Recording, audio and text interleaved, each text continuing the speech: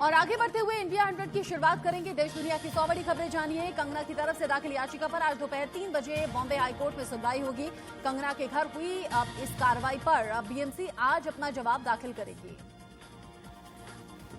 High court ने BMC से हलफनामा देने को भी कहा। कोर्ट ने पूछा है कि वो मालिक की गैर मौजूदगी में एक्शन के लिए क्यों गए। मुंबई के पुलिस कमिश्नर से शरद पवार मिले। दोनों के बीच में 25 मिनट तक मुलाकात हुई है। मुंबई पुलिस कमिश्नर और शरद पवार के बीच में कंगना को लेकर बात हुई। पवार कंगना के खिलाफ कार्रवाई पर नाराजगी जता चुके हैं। कंगना रनौत ने एक बार फिर से शिवसेना पर निशाना साधा। ट्वीट कर शिवसेना पर हमला बोला। कंगना ने लिखा, जिस विचारधारा के साथ बाबा साहब ठाकरे ने शिवसेना बनाई वो शिवसेना अब सोनिया सेना हो गई है। टीम कंगना की तरफ से ट्वीट में कहा गया कि मेरे ना मौजूदगी में जिन गुंडों ने मेरा घर तोड़ा उसे सिविक बॉडी नहीं बोलना चाहिए। आप संविधान का अपमान मत कीजिए। कंगना ने दूसरे ट्वीट में शिवसेना को वंशवाद का एक नमूना बताया। कहा, तुम्हारे पिताजी के अच्छे कर्म तुम्हें दौलत दे सकते हैं मगर सम्मान खुद कमाना पड़ता है। महाराष्ट्र के गवर्नर भगत सिंह कोश्यारी ने सीएम उद्धव ठाकरे के मुख्य सलाहकार अजय मेहता को समन जारी किया। बीएमसी की कार्रवाई पर यह समन भेजा।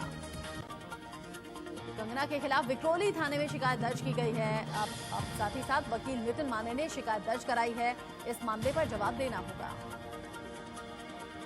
कंगना पर सीएम उद्धव ठाकरे का अपमान करने का आरोप लगाया गया है। कल बीएमसी की कार्रवाई के बाद कंगना ने मुख्यमंत्री उद्धव ठाकरे पर हमला बोला था। बीएमसी की कार्रवाई को शिवसेना ने जायज ठहराया। सामने में लिखा, अवैध निर्माण पर बीएमसी का हथौड़ा चला। बीएमसी ने अवैध निर्माण को उखाड़ फेंका। बीएमसी के एक्शन पर संजय राउत का बड़ा बयान सामने आया। कहा कि बीएमसी की कार्रवाई से शिवसेना का कोई लेना देना नहीं है। संजय राउत ने कहा, बीएमसी की कार्रवाई के बारे में मेयर या फिर कमिश्नर से बातचीत कीजिए। दिल्ली में कांग्रेस हाईकमान ने महाराष्ट्र से कांग्रेस नेताओं को कंगना रनौत विवाद में दूर रहने के लिए कहा है। विवाद में शिवसेना का साथ नहीं देने की बात कही। रिया चक्रवर्ती की जमानत याचिका पर सेशंस कोर्ट में सुनवाई जारी है। जैद शौविक समेत दूसरे आरोपियों की भी जमानत अर्जी पर सुनवाई जारी है। सेशंस कोर्ट से जमानत नहीं मिली तो रिया के वकील सतीश मानेशिंदे हाईकोर्ट का दरवाजा खटखटा सकते हैं। एलएसी पर बढ़ते तनाव के बीच में 5 राफेल विमान वायुसेना में शामिल हुए। अंबाला एयरबेस पर भव्य कार्यक्रम किया गया। वायुसेना के बेड़े में शामिल होने के बाद अंबाला एयरबेस में एयर शो किया गया। राफेल वायुसेना के 17वें स्क्वाड्रन गोल्डन एरो की ताकत बना। आसमान को चीरते हुए सुखोई ने करतब दिखाया। आसमान में वायुसेना की आन बान और शान का प्रदर्शन दिखाई दिया। आसमान में राफेल का प्रदर्शन बेहद अद्भुत रहा। वाटर कैनन से राफेल को सलामी दी गई। एयर शो में सारंग हेलीकॉप्टर की अद्भुत उड़ान दिखाई दी। 4 हेलीकॉप्टर ने फॉर्मेशन के साथ उड़ान भरी। आसमान में जगुआर, तेजस, सुखोई ने एयर शो दिखाया। आसमान में गर्जना के साथ एयर शो में वायुसेना की ताकत दिखाई दी। कार्यक्रम में रक्षा मंत्री राजनाथ सिंह के साथ फ्रांस की रक्षा मंत्री भी शामिल हुई। सीडीएस जनरल रावत और वायुसेना प्रमुख भी मौजूद दिखाई दिए। कार्यक्रम के दौरान पारंपरिक सर्वधर्म पूजा की गई। सभी धर्म के गुरुओं ने पूजा की। कार्यक्रम को संबोधित करते हुए राजनाथ सिंह ने कहा, भारत के लिए आज गर्व का दिन है। भारत फ्रांस की दोस्ती मजबूत हुई। भारत ने लगभग 4 साल पहले फ्रांस से 59,000 करोड़ रुपए में 36 राफेल विमान खरीदने का सौदा किया था। 2021 के अंत तक सभी लड़ाकू विमान भारत को मिल जाएंगे। लद्दाख के पैंगोंग में बढ़ते तनाव के बीच में 15 जून को गलवान घाटी में हुई झड़प का नया वीडियो सामने आया है। Video south China morning post ने जारी किया है। वीडियो 3 मिनट 25 सेकंड का है। वीडियो में भारत और चीन के सैनिक डंडों से एक दूसरे पर वार करते हुए दिखाई दे रहे हैं।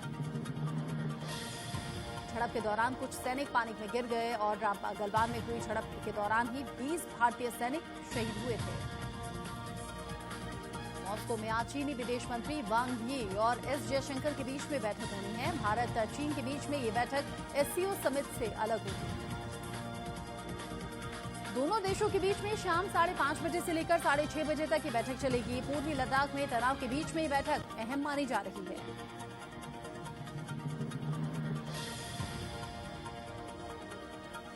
चीन से तनातनी के बीच में मॉस्को में विदेश मंत्री एस जयशंकर रूस के विदेश मंत्री सरगेई लावरोव से मुलाकात की।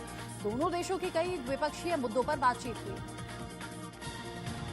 एलएसी पर तनाव के बीच में चुशूल में भारत और चीन के बीच में 4 घंटे तक ब्रिगेड कमांडर लेवल की बातचीत हुई। इसमें सहमति बनी है कि दोनों तरफ से कॉर्प्स कमांडर पर भी अब हम चर्चा करेंगे। जम्मू कश्मीर के कुपवाड़ा में जैश के 2 आतंकियों को गिरफ्तार कर लिया गया। भारी मात्रा में हथियार बरामद हुए हैं।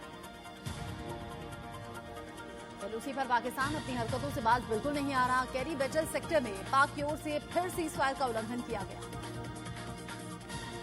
राम मंदिर ट्रस्ट के खाते से फर्जी चेक की मदद से लाखों रुपए निकालने का मामला सामने आया है। फर्जीवाड़ा कर बैंक से 6 लाख रुपए निकाले गए।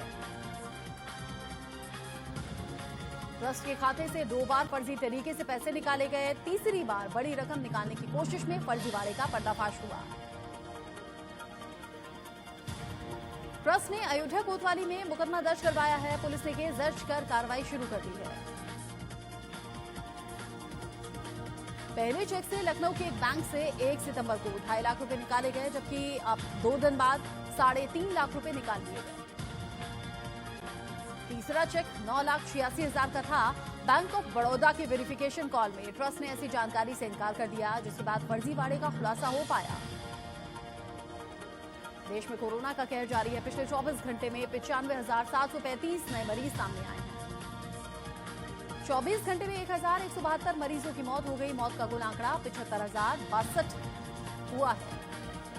देश में अब तक कोरोना के 44,65,864 केस सामने आ चुके हैं। फिलहाल 9,19,000 से ज्यादा एक्टिव केस हैं। दिल्ली में एक बार फिर से कोरोना ने रफ्तार पकड़ ली है। पिछले 24 घंटे में 4,039 नए मरीज सामने आए हैं। 20 मरीजों की मौत हो गई।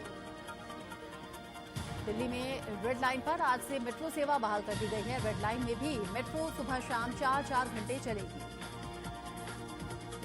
महाराष्ट्र में कोरोना के अब तक कुल 9,67,000 से ज्यादा केस सामने आ चुके हैं। पिछले 24 घंटे में 23,816 नए मरीज बढ़े हैं। कोरोना काल में ज्वाला मंदिर को खोलने को लेकर अधिकारियों ने बैठक की। बैठक में रोजाना 500 लोगों को दर्शन कराने की तैयारियां की गई।